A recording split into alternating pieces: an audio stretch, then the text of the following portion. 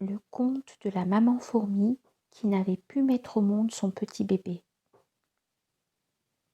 Berceuse pour un enfant qui n'est pas né.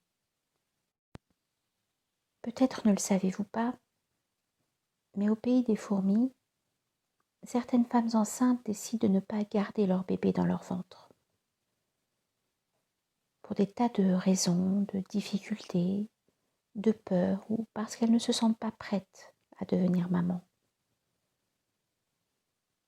Il arrive parfois qu'une femme fourmi ne puisse plus accepter ni dans son corps ni dans sa tête d'accompagner plus loin le petit bébé qu'elle a conçu et porté dans son ventre. Alors elle décide de s'en séparer. On appelle cela une interruption de grossesse ou un avortement. Vous imaginez que ce n'est pas une décision facile, que dans la tête de cette fourmi, il y a plein de désirs contradictoires qui s'opposent, se combattent, qui discutent sans fin. Je pourrais quand même le garder, mais non, tu sais bien que tu ne peux pas l'élever seul. Ou encore, je ne me sens pas prête, je suis trop jeune. Ou j'ai déjà 4 enfants et j'ai beaucoup de difficultés à donner à chacun sa part de soin et d'amour. D'accord, mais tu n'es pas la seule qui a élevé 5 enfants et plus. Enfin, comme vous le voyez, il y a tant de dialogues dans sa tête, dans son corps, que cela peut durer longtemps, des jours et des nuits, avec des vagues de tristesse et de désespoir, avec tout au fond du cœur parfois l'espoir que le partenaire fourmi, celui avec lequel elle a fait l'amour et qui est le géniteur du bébé qui se trouve dans son ventre, lui dise au dernier moment: nous pouvons peut-être le garder.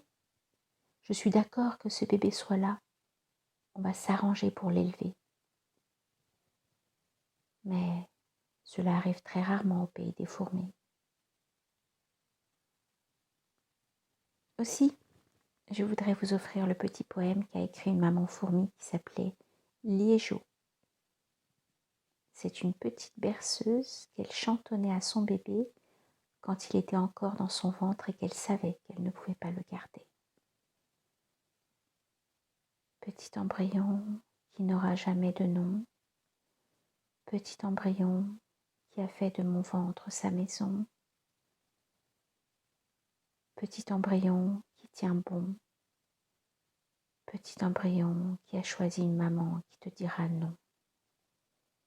Je te sens là, courageux, t'accrochant à la vie, secoué par les tremblements de mon cœur qui pleure. Et moi, ta maman, qui aurait tant voulu t'offrir de la douceur à la place de la rancœur. Je te sens là, courageux, t'accrochant à la vie et ressentant ma douleur jusque dans ton sang.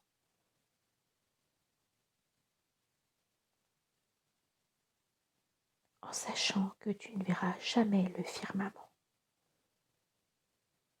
Et moi, ta maman qui aurait tant voulu te bercer tendrement et t'endormir en chantant,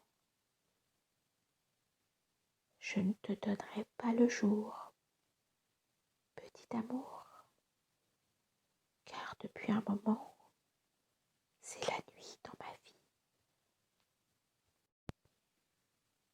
Je ne te donnerai pas le jour, petit amour, car il y a autant d'étoiles en moi que de contres, et autant de lunes et de planètes que de pour. Je ne sais pas comment j'aurais pu me choisir sans que tu aies à disparaître, mais sache combien, si j'avais pu, j'aurais aimé mieux te connaître et te voir rire. C'est bientôt que nos routes vont se séparer. Ce fut un court voyage à tes côtés. Mais sache que toujours dans mon cœur je te porterai. C'est ici que nos routes se quittent. c'est le plus déchirant de tous les au revoir.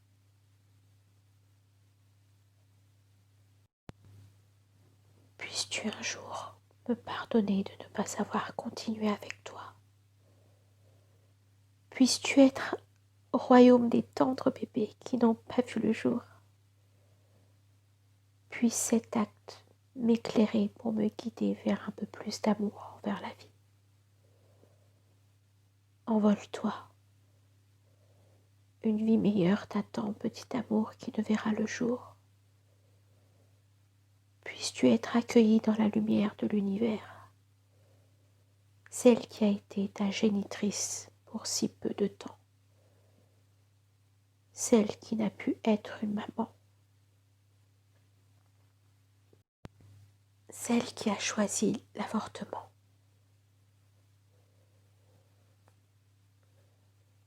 Je ne sais pas si vous avez pu sentir à travers ces mots qui se cognent, qui se blessent aussi et tentent d'articuler un vécu douloureux,